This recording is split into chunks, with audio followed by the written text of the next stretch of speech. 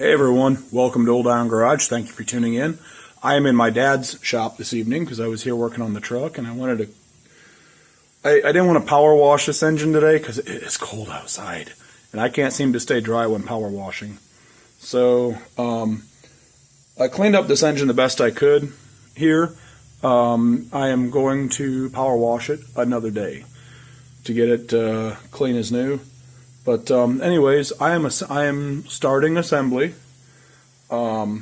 Basically, I just did off camera. I got the points on and set. I was going to do that on camera, but I got a little ahead of myself. I kind of forgot that I was going to do that on camera. So basically, yeah, if you don't know how to set points and you want to know how, I'm sure there's many videos on YouTube on how to set points on a 5-horse Briggs engine. So yeah, anyway, let's dive in. Can you see okay? Not the greatest lighting from that side, but that's the side the vise is on to hold my thing that's holding my camera. So anyway, got the points installed in here. I filed the points. It's important you want to use a ignition points file, not sandpaper. Sandpaper can leave dirt and grit on there. You want to use an ignition points file. I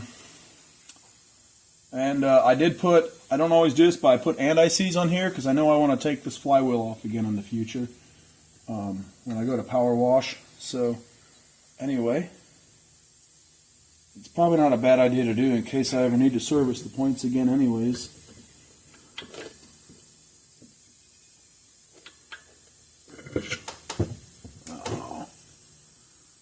Anyways, let us continue. Now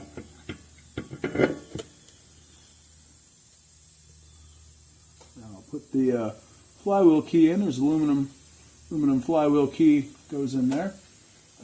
Anti-seize. I love this stuff, but I also hate it. It's so messy.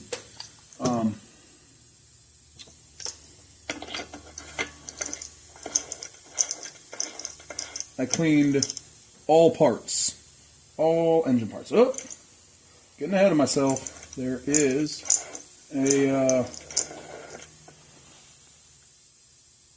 washer, which I don't know where that is, so I will be right back.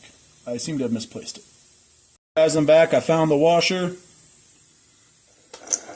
It was still in the bed of my truck where I had the engine and parts. And I hold them up here because they were very dirty, so I didn't want it in the cab. Did not want the parts and the engine in the cab of the truck. Too dirty. Just recently, like, detail cleaned that thing. So in my last video, I mentioned that there is a specific tool to hold the flywheel and a specific wrench for the recoil clutch. I believe my dad has both of those. Let me take a look.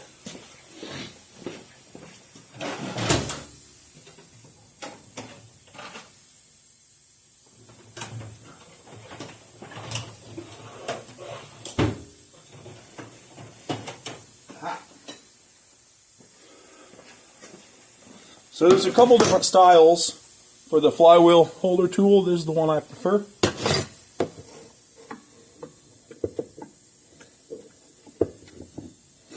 This one might be for a 3-horse flywheel. Okay, so let me grab this other tool.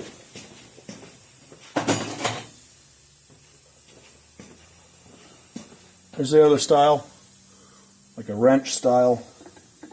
I don't know if this one will fit. Could have swore I've used that other one before on 5-horse Briggs flywheels. Maybe I'm wrong. But this one fits here, so we're going to use it. And then this is the wrench for the recoil clutch. So we're just going to crank that down fairly tight. Doesn't have to be stupid tight, but at the same time, you don't want that flywheel to come loose. That should be good.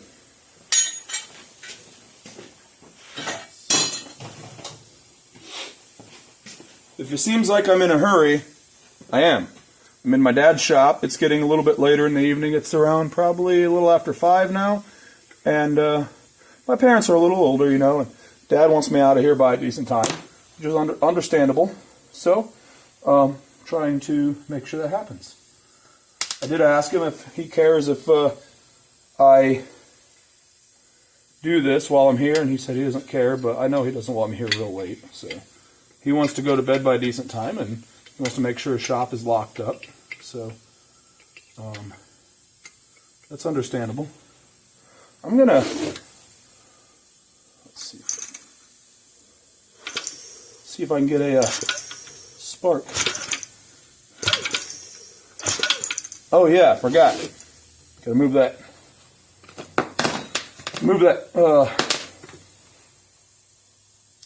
magneto down.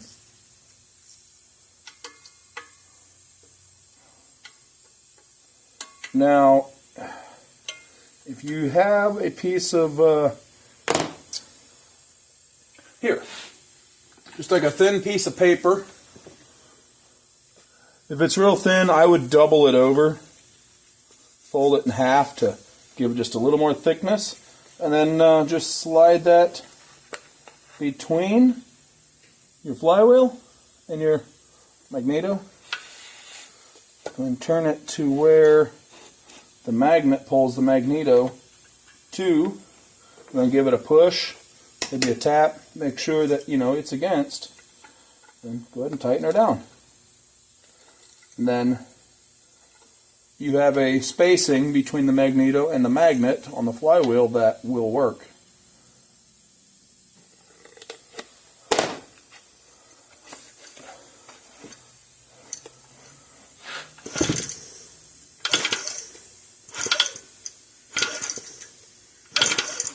I may actually have to put the recoil on here to spin her fast enough to see if we have spark. I want to test this before I go any further, because if not, I may have to take that flywheel back off and check out the points again.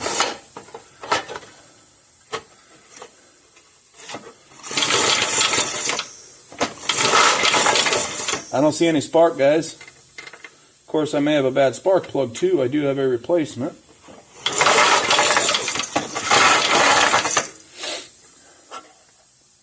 Sometimes you have to clean up inside here where the spark plug goes in. So let me do that.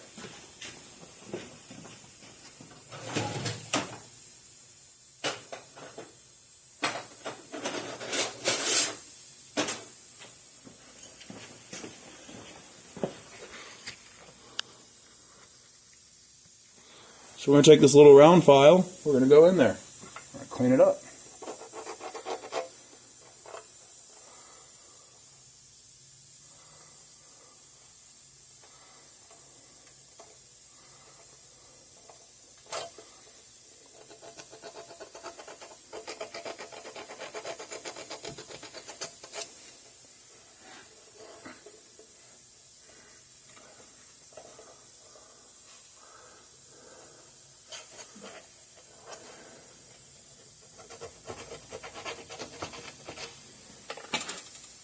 While I'm at it, I'm just going to go ahead and grab my new spark plug over here. By the way, I'm going to go over real quick with you the new parts that I currently have here for this thing. Some carb cleaner. I also got some brake cleaner. That's handy for just cleaning, spraying stuff off. Here we have a gasket kit with gaskets that fit many carburetors for the 3 and 3.5 horse version of this engine. This is 5 horse. But the 2 gaskets I really needed were in here, and I found this at my local hardware store, so I bought this.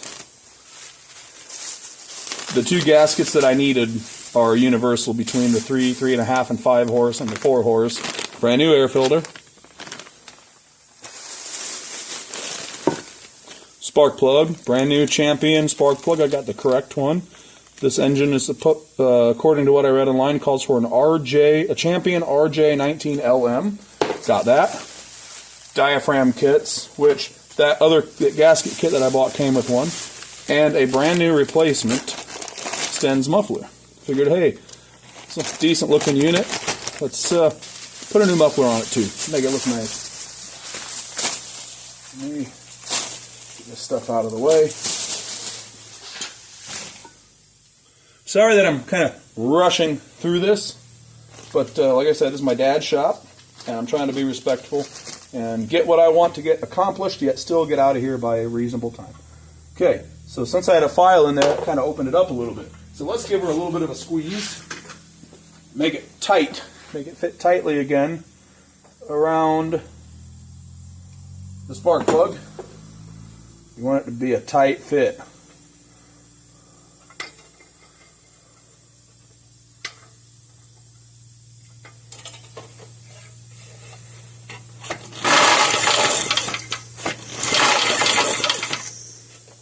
What did I do wrong?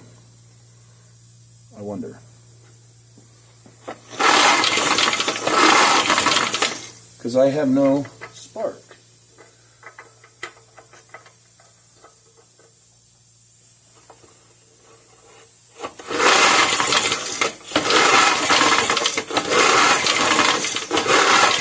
Thought I saw one, but I think my eyes are playing tricks on me. Get out of there. Come on now, get. That out of the way. Let's set this down here. So I'm going to dive back in, and I'm going to do this off camera though, because I'm in a hurry. Well, I'll be back. Hey everyone, I'm back. Had a problem with the coil. Coil was no good, and was rushing to find a good used replacement, and was running out of time to work in the shop, so I just threw it together off camera. But let's see if it'll fire up. My dad's here. He's going to help me hold the engine while I fire it up on the bench.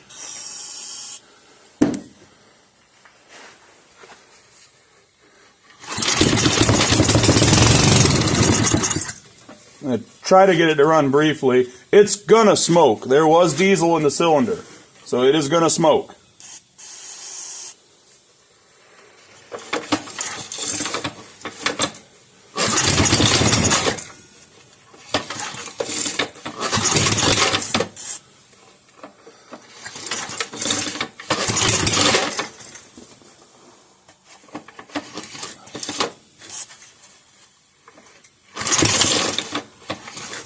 Flooded, probably. Might be.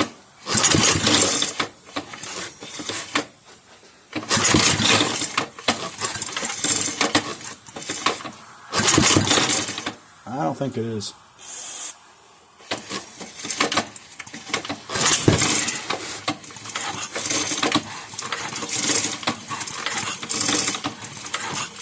Whoa. Do something up. I don't know if I have compression now.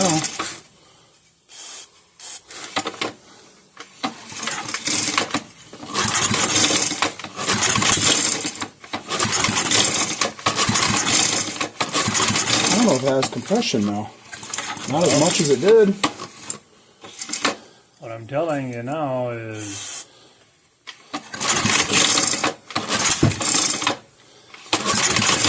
yeah, just wait. You put that. Okay guys, well you saw it did run very briefly, but Dad thinks I may have possibly sheared a flywheel key when it kicked back when I tried to fire, so that's going to be it for tonight. So watch for a part 2 on a Will It Run video for this engine. Thanks for tuning in. Have a good one.